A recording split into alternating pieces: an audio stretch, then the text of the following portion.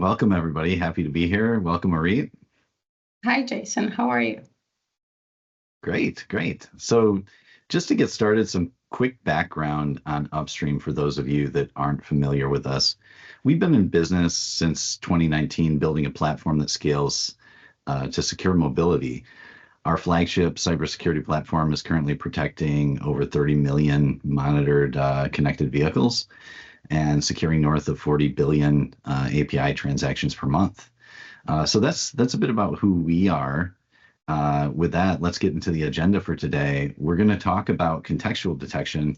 We're going to talk about digital twins. We're going to talk about everything we need to be doing to get our data AI ready. But to start out and to sort of set the stage, I want to talk briefly about the current state of automotive data. So Orit, before we dive into the digital twins, everything AI, I think it's important to get a perspective on automotive data and the current state. Can you share some of your perspective on that today? Absolutely. So with the connectivity revolution in the automotive world with us for a while now, we have connected vehicles, charging stations, all kinds of connected devices, and of course, API endpoints, producing massive amounts of data.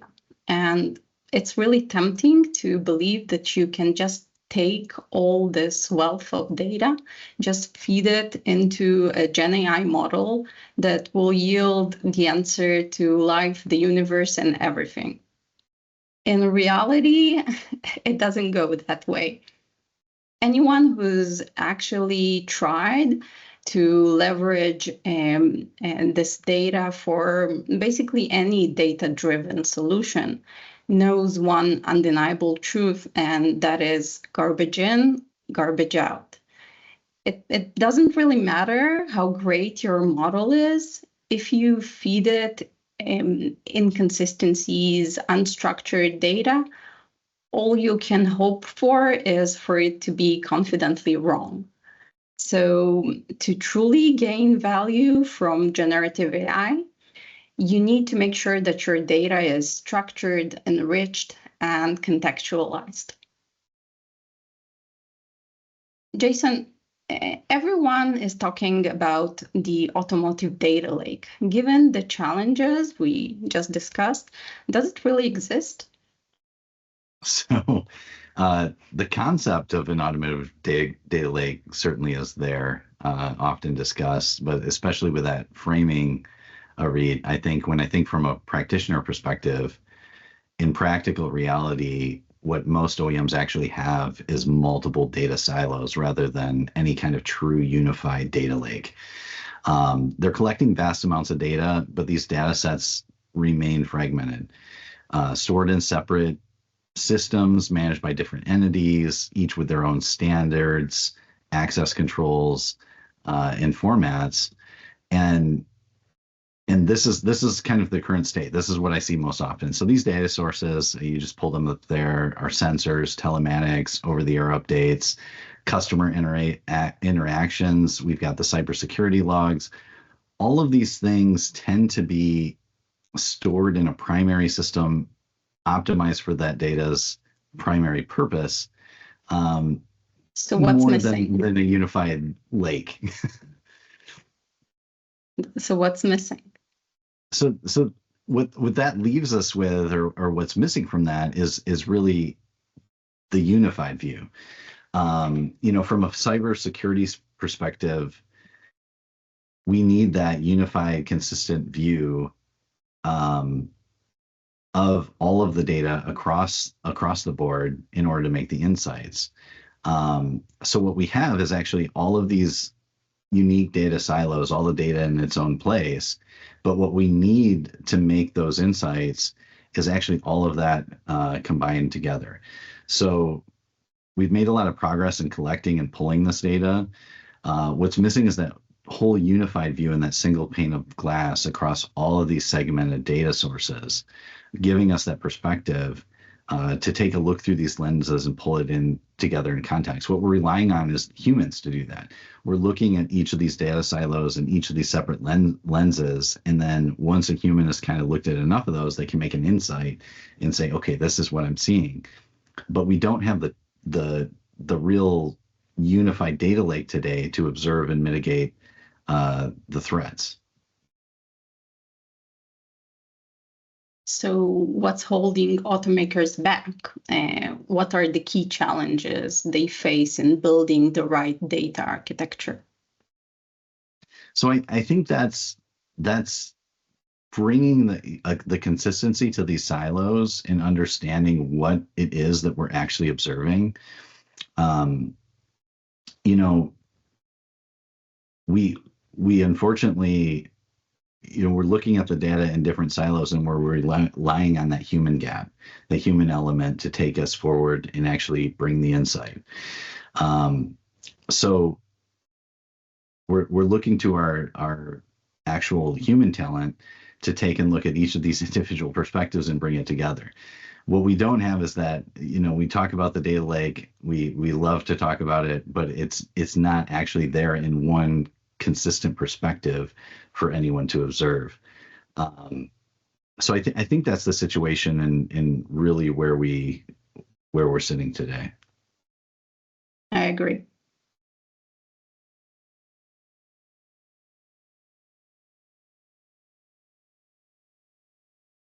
So maybe we'll talk a bit about the context aspect of and why it is required for cybersecurity. So unfortunately, cyber attacks almost never announce themselves. Typically, what you see is different teams getting different fragments of the data. So an example can be a single unexpected CAN message that can be deemed as a hiccup, or an unusual API call to an OEM's backend, and that another team can think it's just a developer running some regular tests. Or another team that got a failed authentication attempt on a charging station.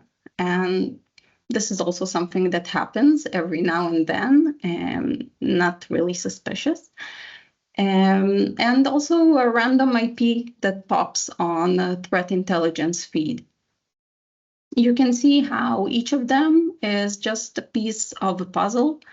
And with different teams receiving them, nobody sees the greater picture. And a single unexpected CAN message, when you correlate everything, can actually happen to multiple vehicles and be part of an exploit. And unusual API requests can end up being an attacker probing for weaknesses. A failed authentication attempt can be random, but it can also be part of a brute force attempt. And when correlating and using the threat feed, you can actually see the same IP tying it all together. And suddenly you see a coordinated attack. So you can see how each team had a piece of the puzzle, but the organization as a whole wasn't able to see the big picture. So having a digital twin that represents all the entities and offers the ability to correlate between them is really key here. And when combining that with the power of AI, security teams can surface hidden threats before they escalate. Okay, so let's think about, I think that makes sense with, what I'm talking about from digital silos. So what's missing from traditional cybersecurity detection methods? How do we bring it together? So traditional tools, they focus on specific parts of mobility. They don't show the full picture. So the mobility ecosystem, we mentioned a few entities, but you can see that it's really dynamic, also making the attack surface very dynamic. So we have vehicles and charging stations, and each of them is just an example for the entities that we have within that interconnected space. So you must have well-organized digital twins that allow you to just contain all this data to allow it to be monitored and correlated. But even having well-organized data isn't enough because it's just too much data for human security teams to handle on their own. To stay ahead, they must harness the power of AI to combine this data and to be able to connect the dots, see the full picture, and ensure that real threats get the attention they deserve. So, Jason, speaking of the security teams, I know that you've been very focused on agentic AI. So maybe you can share with us some ideas on how security teams can benefit from this type of technology. Yeah, so with agentic AI, similar to the focus on data silos, bringing insights together across them, with agentic AI, we're shifting from the efficiency of the tools to providing meaningful augmentation to teams. So we're looking to get ahead of how fast we can hire the next member of the team and actually turning to AI to fill a role on that team as if it were that actual new hire. So we can mitigate talent shortages by implementing AI with autonomy to actually perform tasks and automate them. This has potential to up-level our teams in different ways because when you think about it, I mean, talk to your favorite security analyst. Working in the security operations center can get pretty exhausting, can get a lot of burnout with those mundane, repetitive tasks that just sort of come with that security analyst role. So what we're looking to do is employ AI in those roles as an agent, free up our people to do higher level, more meaningful work, and we want their minds free to actually have new insights to adapt playbooks, not burn out flagging the 100th duplicate false positive in the security operations center, right? That truly sounds amazing. I'm sure it certainly does to our security analysts out there. But so now that we touched on the promise of AI, and we've touched on the promise in a couple of different ways, and in the tooling, in providing agents to our teams for some of these more desirable outcomes, where does digital twin come into the picture? So why digital twins? What exactly is a digital twin? Let's just start at the beginning, Reed, and let's start with the basic definition of a digital twin. What is it? Why do we need it? So McKinsey defines a digital twin as a digital replica of a physical object, system, or process intended to help organizations make better decisions. According to McKinsey, nearly 75% of companies in advanced industries are using digital twins. So let's take a look at what it requires. We spoke about how the data is siloed. So it's not just siloed in the way where it is stored. Data and the different data sources, they also vary in the way they are structured, in their frequency, and the entities that they represent. So once overcoming the challenge of collecting the data, obviously, it's crucial to parse and normalize the data to a unified framework. This stage is really critical to have this one pane of glass for Gen AI to look at something that is unified. And this stage is critical to avoid Gen AI mistakes because Gen AI models are designed to provide an answer. And it's almost impossible to predict how a model will choose to compensate for any missing or ambiguous information. So to make sure that the model is using the most accurate representation of reality and to avoid hallucinations, basically, It's critical to reduce ambiguity and make sure the data includes all the relevant information. The data also, when dealing with this type of data, you can imagine that it holds a lot of PII and sensitive information. So you want to make sure that the right measures are in place to keep this data secure. And to do so, you need to remove sensitive information that is not required for monitoring or obfuscate information that is crucial but sensitive. And of course, we need to cleanse mistakes to make the data as clean as possible. So we spoke about the data engineering involved. Now let's talk about what should a digital twin include to provide models with all the relevant information in real time. So, of course, we will feed it raw signals like temperature, speed, location, things that are in the data that we collect. But there's always missing information or information that is required for monitoring and detection that is not actually in the raw data. And you want to be in control of the way it's being inferred or being completed. So inferred data is also part of the digital twin, making sure that any missing information is not left for the model to decide by itself how to complete it. In addition, you want to make sure that the model has answers in real time for questions about the history of the entities that we want to monitor. Things like how many over-the-air updates a particular vehicle experienced over the last month, how many of those updates were successful, how many failed.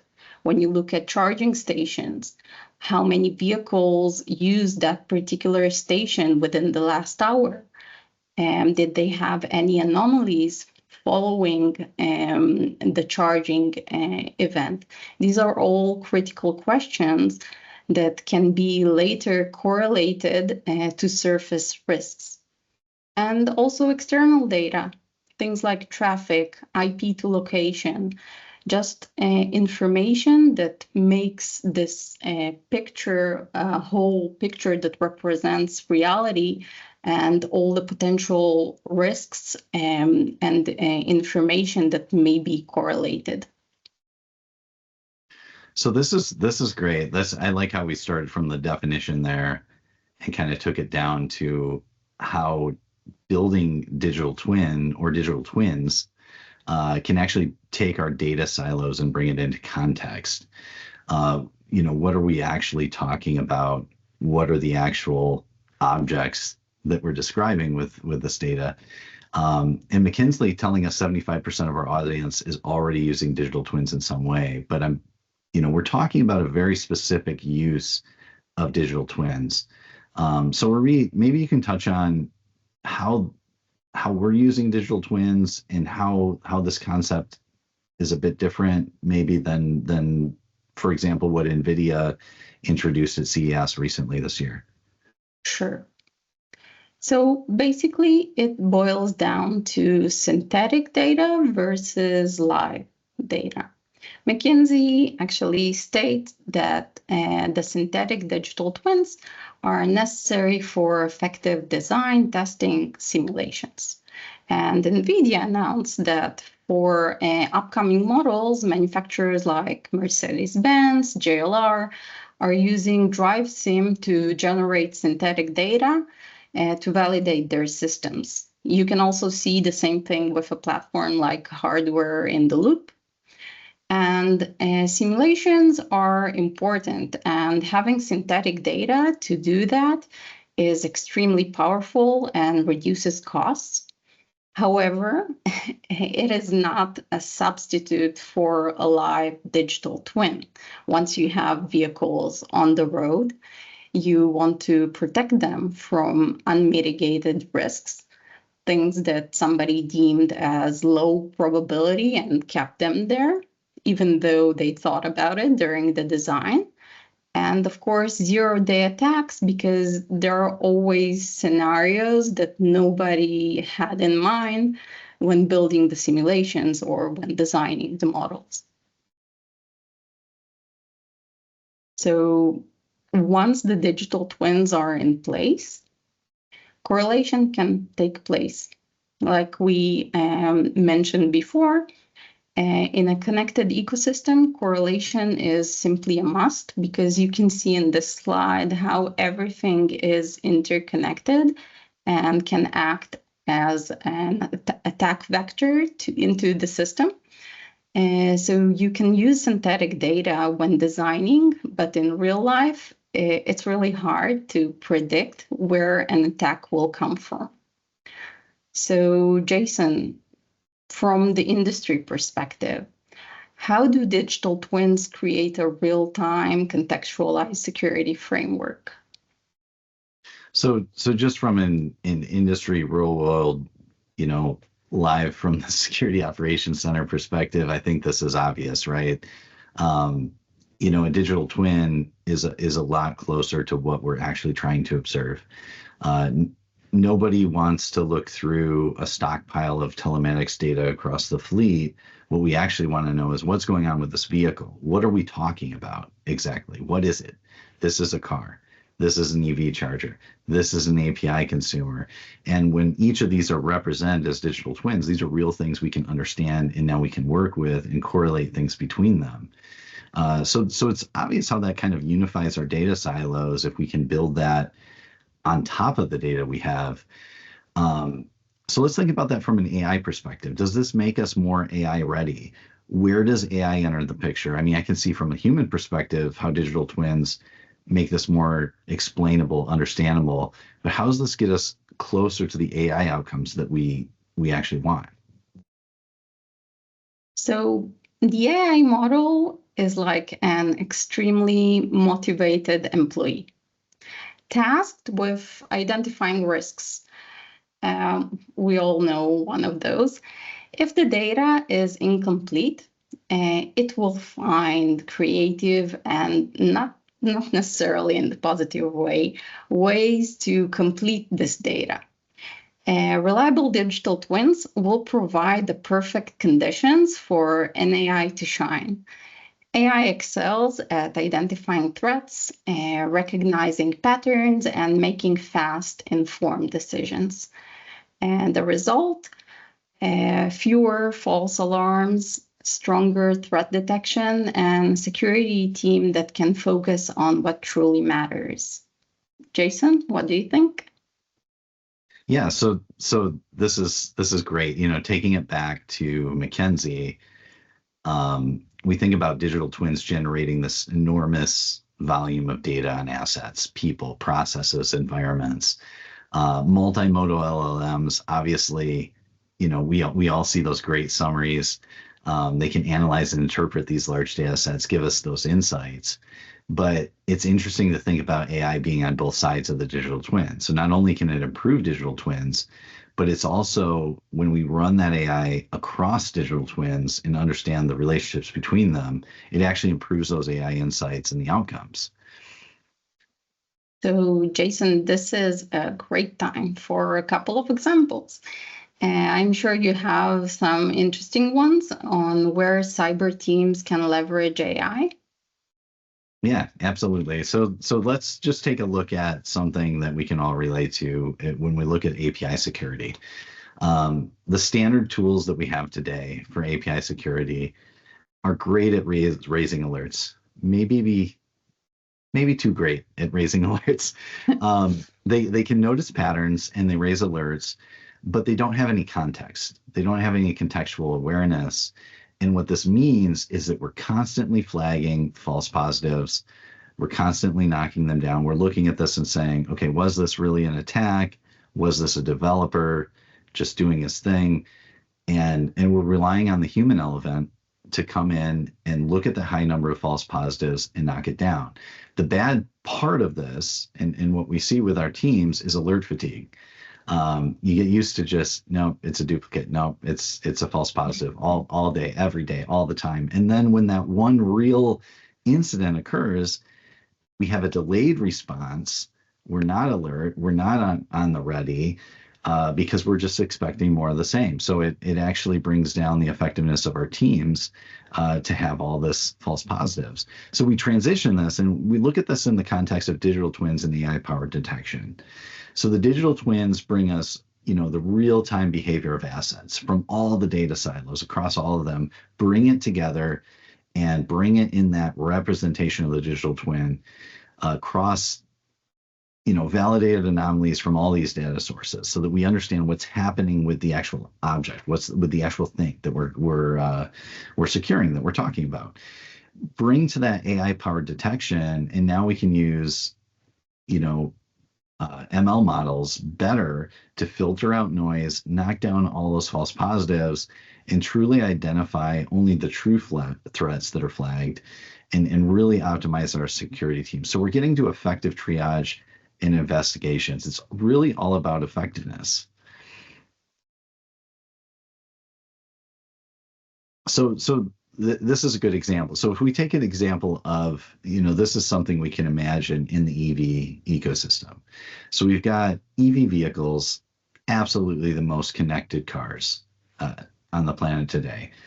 We've got volumes of data from these vehicles. They're the most sophisticated, the most high tech. And there's a whole EV charger ecosystem out there. And when we have things like supercharging, it requires a data plane between the EV charger and the vehicle to affect that. So what we have is actually another surface area of attack. So we can imagine a scenario where we have a infected EV charger. If we look across the data silos in automotive space today, when do we first see this? We start to see it with brick DVs that come in and they need their batteries replaced because they've been fried, right? So we see one, we see another, we see more, and we start to try to make some correlation between them. What happened? What went wrong? And with the current state, with everything in silos, we can't really make the representation of it was the single charging source that all of these had in common. If we bring to that digital twins, we now have a representation of each vehicle. We understand each vehicle and what happened with it, its whole history, the whole state of it, up until what went wrong. And then the ML model very quickly can cross-correlate and understand, okay, all of these actually went to the same charger. And a week later, they're at the dealership getting their batteries replaced. So we can definitely imagine plenty of scenarios like this in real world scenarios that I see in customers today, where this just provides a better context. It really enables the AI models to make those observations, and we can truly get that understanding. So if we take a look at the whole picture, and look at the next slide. So if we take a look at, what we're doing is we're employing AI at the base. We're using it to knock down alerts, to get rid of those false positives, to filter out the noise. And then we apply it again on top of the digital twins to have this really true contextual distinction. So the ML models can deserve. And all of this is resulting in faster, more real-time predictive analytics that's really effective. That sounds really interesting, but it's time for us to wrap things up. So, Jason, what are the key takeaways that our audience should take from this session? So I think the first one is one that you mentioned first, Orit, and that's garbage in, garbage out.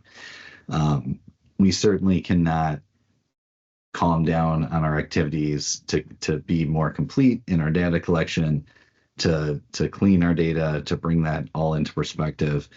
But dealing with the reality of these data silos and in understanding that data is always going to be optimized to its primary purpose, using that contextual detection, the digital twins, building that on top of everything, to really understand each object in its own space with its own history and bringing all those data silos together. I think that's just so important.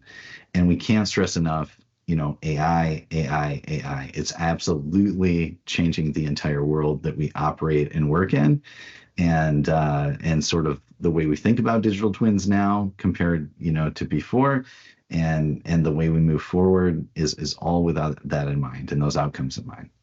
I see we have plenty of questions.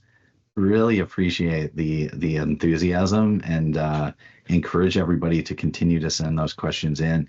We can only take so much time, and actually some of these are a little bit tricky to answer outside the context of your own situations. But what we can commit to is we promise to follow up with these questions in email. Certainly happy to spend more time one-on-one with some of you and understand your particular situation and what you're trying to do with the data, to get those questions answered. And thanks for joining us today, guys. It's been great having you. Thank you, everyone. Thank you, Jason. It's been fun.